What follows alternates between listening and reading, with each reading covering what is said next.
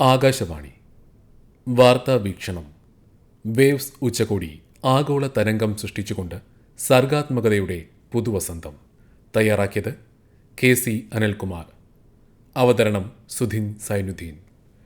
ഇന്ത്യയുടെ സർഗാത്മക ചരിത്രത്തിലെ ഐതിഹാസിക നാഴികക്കല്ലായി കണക്കാക്കപ്പെടുന്ന ആഗോള ശ്രവ്യ ദൃശ്യ വിനോദ ഉച്ചകോടി വേവ്സ് ലോകമെമ്പാടുമുള്ള കലാകാരന്മാർക്കൊപ്പം ആസ്വാദകർക്കും നവ്യ അനുഭവമായി. ഓരോ സർഗപ്രതിഭയെയും താരമാക്കാൻ പ്രാപ്തമാക്കുന്ന ഒരു ജനകീയ പ്രസ്ഥാനമായി വേവ്സിനെ വിശേഷിപ്പിക്കാം. ഇന്ത്യയിലെ ഏറ്റവും വലിയ വളർച്ചാ മേഖലകളിലൊന്നായി മാധ്യമ വിനോദം എങ്ങനെ അതിവേഗം മാറുന്നുവെന്ന് തെളിയിച്ച 4 ദിനങ്ങളാണ് കടന്നുപോയത്. മാധ്യമ വിനോദ മേഖലകളിലെ പരിവർത്തനങ്ങൾ, പുതിയ ആശയങ്ങൾ, നൂതന സാങ്കേതിക വിദ്യകൾ, നിക്ഷേപ സാധ്യതകൾ എന്നിവ മുംബൈയിൽ നടന്ന ആദ്യ ലോക വിനോദ ഉച്ചകോടി സമഗ്രമായി വിലയിരുത്തി. വിവിധ രാജ്യങ്ങളിലെ മന്ത്രിമാർ, മാധ്യമരംഗത്തെ പ്രമുഖർ, നയരൂപീകരണ വിദഗ്ധർ തുടങ്ങിയവർ ഒത്തുചേർന്ന് സർഗാത്മകതയുടെ ആഗോള വ്യവസ്ഥയ്ക്ക് അടിത്തറ പാകി. സിനിമ, ടെലിവിഷൻ, OTT, സ്പോർട്സ്, വാർത്ത, അനിമേഷൻ, ഗെയിമിംഗ് എന്നിവയുമായി ബന്ധപ്പെട്ട് പ്രവർത്തിക്കുന്ന പ്രമുഖ മാധ്യമ വിനോദ സ്ഥാപനങ്ങളും വ്യക്തികളും പങ്കെടുത്ത സെമിനാറുകളും സംവാദങ്ങളും പ്രദർശനങ്ങളും മാധ്യമ വിനോദ മേഖലയിലെ പുതിയ പ്രവണതകളെക്കുറിച്ചുള്ള അറിവുകളാണ് പകർന്നു നൽകിയത്. ഇന്ത്യയുടെ സർഗാത്മക ശക്തി ആഗോളതലത്തിൽ ഉയർത്തിക്കാട്ടാൻ വേവ്സ് ഉച്ചകോടി സഹായിച്ചതായി ശ്രവ്യ ദൃശ്യമേള ഉദ്ഘാടനം ചെയ്തുകൊണ്ട് പ്രധാനമന്ത്രി നരേന്ദ്രമോദി പറഞ്ഞു. വേവ്സ് എന്നത് വെറും ചുരുക്കപ്പേരല്ല, മറിച്ച് സംസ്കാരം, സർഗാത്മകത, സാർവത്രിക ബന്ധം എന്നിവയെ പ്രതിനിധാനം ചെയ്യുന്ന തരംഗമാണ്. സിനിമകൾ, സംഗീതം, ഗെയിമിംഗ്, ആനിമേഷൻ, കഥ പറച്ചിൽ തുടങ്ങിയവയുടെ വിപുലമായ ലോകത്തെയാണ് ഉച്ചകോടി തുറന്നു കാട്ടിയത്. ഇന്ത്യൻ സിനിമകൾ ഇപ്പോൾ 100-ലധികം രാജ്യങ്ങളിലെ പ്രേക്ഷകരിലേക്ക് എത്തിയിട്ടുണ്ട്. റഷ്യയിൽ രാജ് കപൂറിനുള്ള ജനപ്രീതി, കാനിൽ സത്യജിത് റേക്ക് ലഭിച്ച ആഗോള അംഗീകാരം, RRRന്റെ ഓസ്കാർ തിളക്കം എന്നിവ ശ്രദ്ധേയ നേട്ടങ്ങളാണ്. സർഗാത്മക പ്രൊഫഷണലുകൾക്ക് പിന്നിൽ സർക്കാർ ഉറച്ചു നിൽക്കുമെന്ന് പ്രധാനമന്ത്രി വ്യക്തമാക്കി. ആനിമേഷൻ വിപണിക്ക് വിപുലമായ സാധ്യതകളുണ്ടെന്നും നിലവിൽ $430 ബില്യൺ മൂല്യമുള്ളതാണെന്നും അടുത്ത ദശകത്തിൽ അത് ഇരട്ടിയാകുമെന്നും പ്രധാനമന്ത്രി അഭിപ്രായപ്പെട്ടു. ഭാവിയിൽ വേവ്സ് പുരസ്കാരങ്ങൾ ആരംഭിക്കുമെന്ന് പ്രധാനമന്ത്രി പ്രഖ്യാപിച്ചു. പ്ലീനറി യോഗങ്ങളിൽ മുകേഷ് അംബാനി, കിരൺ മജൂംദാർ ഷാ, നീൽ മോഹൻ, ശന്തനു നാരായൺ, മാർക്ക് റീഡ് തുടങ്ങി 50-ലധികം പ്രമുഖർ പ്രഭാഷണം നടത്തി. സൃഷ്ടിപരമായ സമ്പദ് വ്യവസ്ഥ ശക്തിപ്പെടുത്താനും കലാകാരന്മാർക്ക് പുതിയ അവസരങ്ങൾ ലഭ്യമാക്കാനും വേവ്സ് ബസാർ ശക്തമായ പിന്തുണയാണ് നൽകിയത്. സിനിമ, സംഗീതം, ആനിമേഷൻ, റേഡിയോ, VFX മേഖലകളിലായി 1328 കോടി രൂപയുടെ ബിസിനസ് ഇടപാടുകൾ നടന്നു. ബയർ സെല്ലർ മാർക്കറ്റായിരുന്നു ബസാറിന്റെ പ്രധാന സവിശേഷത. 500 കോടിയിലധികം രൂപയുടെ വരുമാനമാണ് അതുവഴി ലഭിച്ചത്. ഗൂഗിൾ, മെറ്റ, മൈക്രോസോഫ്റ്റ് എന്നിവയുൾപ്പെടെ 7 ആഗോള സ്ഥാപനങ്ങൾ ഇന്ത്യൻ ഇൻസ്റ്റിറ്റ്യൂട്ട് ഓഫ് ക്രിയേറ്റീവ് ടെക്നോളജിയുമായി ധാരണാപത്രത്തിൽ ഒപ്പുവെച്ചു. 8000 കോടി രൂപയുടെ ധാരണാപത്രങ്ങളിൽ ഒപ്പുവെച്ച മഹാരാഷ്ട്ര സർക്കാർ ഈ രംഗത്ത് ഏറെ മുന്നിലായി. ഇന്ത്യയുമായി സഹകരിച്ച് പ്രവർത്തിക്കാൻ നിരവധി ആഗോള കമ്പനികൾ സന്നദ്ധത പ്രകടിപ്പിച്ചിട്ടുണ്ട്. ന്യൂസിലൻഡിൽ ഇന്ത്യൻ ഫിലിം ഫെസ്റ്റിവൽ ആരംഭിക്കും. സാംസ്കാരിക പരിപാടികളിലും സംഗീത ഷോകളുടെ നിർമ്മാണത്തിലും ഇന്ത്യയും റഷ്യയും സഹകരിക്കും. ഇതിനു പുറമെ വിവിധ മേഖലകളിൽ നിന്ന് 1000-ഓളം സ്റ്റാർട്ടപ്പുകൾ നൂതന ആശയങ്ങളുമായി മുന്നോട്ട് വന്നിട്ടുണ്ട്.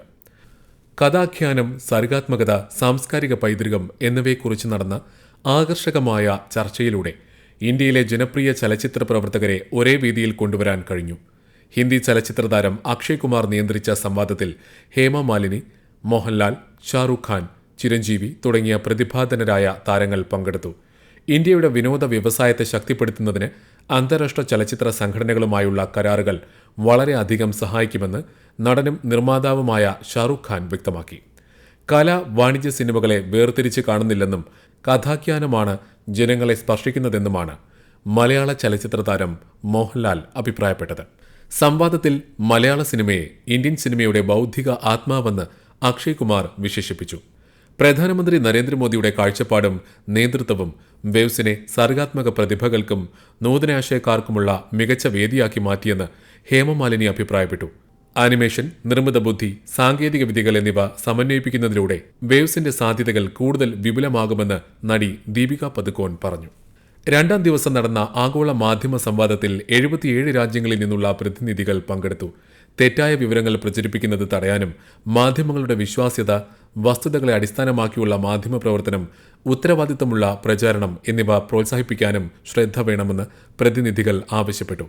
ഭാവിയിലെ മാധ്യമമായി പ്രധാനമായും ഡിജിറ്റൽ റേഡിയോയെ ഉയർത്തിക്കാട്ടിയ സമ്മേളനം അനലോഗ് റേഡിയോ നിലനിൽക്കേണ്ടതിന്റെ ആവശ്യകതയും ചൂണ്ടിക്കാട്ടി.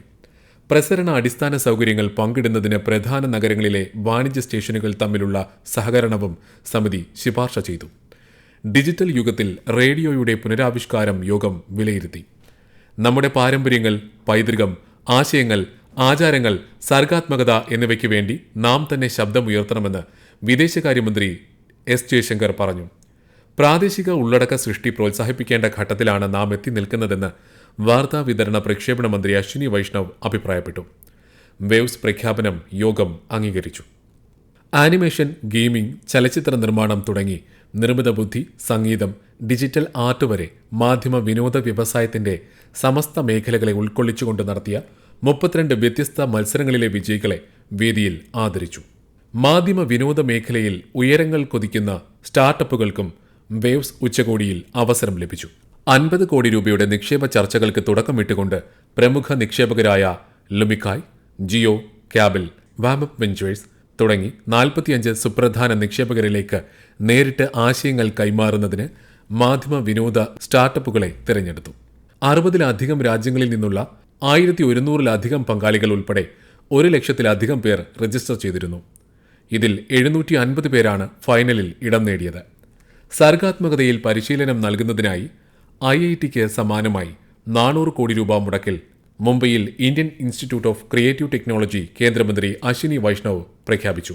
കമ്മ്യൂണിറ്റി റേഡിയോയുടെ പ്രഭാവവും അവ സമൂഹത്തിൽ ചെലുത്തുന്ന സ്വാധീനവും പ്രതിബദ്ധതയുമാണ് മൂന്നാം ദിനം ചർച്ച ചെയ്തത്. ദേശീയ കമ്മ്യൂണിറ്റി റേഡിയോ പുരസ്കാരങ്ങൾ കേന്ദ്ര സഹമന്ത്രി എൽ മുരുകൻ വിതരണം ചെയ്തു. കേരളത്തിലെ സെന്റ് തെരേസാസ് കോളേജിന്റെ റേഡിയോ കൊച്ചിയും പുരസ്കാരം നേടി. വാർത്താവിതരണ പ്രക്ഷേപണ മന്ത്രാലയം തയ്യാറാക്കിയ മാധ്യമ വിനോദ മേഖലയുടെ 2024-25 സ്ഥിതിവിവര കൈപ്പുസ്തകം വേവ്സ് വേദിയിൽ പ്രകാശനം ചെയ്തു. 2025 മാർച്ച് വരെയുള്ള കണക്കനുസരിച്ച് രാജ്യത്തെ 98% ജനങ്ങളിലേക്കും ആകാശവാണി എത്തിച്ചേരുന്നതായി റിപ്പോർട്ട് വെളിപ്പെടുത്തുന്നു. സ്റ്റേഷനുകളുടെ എണ്ണം 591 വർദ്ധിച്ചു. രാജ്യത്ത് സ്വകാര്യ ഉപഗ്രഹ TV ചാനലുകൾ 908 സ്വകാര്യ FM റേഡിയോ നിലയങ്ങൾ 383 ഉയർന്നു.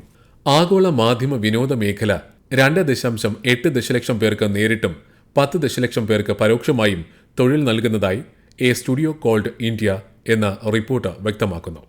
ഇന്ത്യയിലെ തത്സമയ പരിപാടികളുടെ സമ്പദ് വ്യവസ്ഥ വിലയിരുത്തുന്ന ധവളപത്രം കേന്ദ്ര സഹമന്ത്രി എൽ മുരുകൻ പുറത്തിറക്കി. ചലച്ചിത്ര നിർമ്മാണത്തെക്കുറിച്ചുള്ള മാസ്റ്റർ ക്ലാസുകളും വർണ്ണപ്പകിട്ടാർന്ന സാംസ്കാരിക പരിപാടികളും സമാപന ദിവസത്തെ മുഖ്യ ആകർഷണമായിരുന്നു. 90-ലധികം രാജ്യങ്ങളിൽ നിന്നുള്ള പ്രതിനിധികൾ ഉൾപ്പെടെ 10,000-ലധികം പേർ 4 ദിവസത്തെ ഉച്ചകോടിയിൽ പങ്കെടുത്തു. 100-ലധികം അന്താരാഷ്ട്ര പ്രഭാഷകർ പങ്കെടുത്ത 140-ലധികം യോഗങ്ങൾ നടന്നു. മാധ്യമങ്ങളുടെ ആഗോളവൽക്കരണം, നിർമ്മിത ബുദ്ധി, ഉള്ളടക്ക സൃഷ്ടിയുടെ ഭാവി, സാങ്കേതിക വിദ്യകളുടെ സ്വാധീനം തുടങ്ങിയ വിഷയങ്ങളിൽ വിപുലമായ ചർച്ചകൾ സംഘടിപ്പിച്ചു.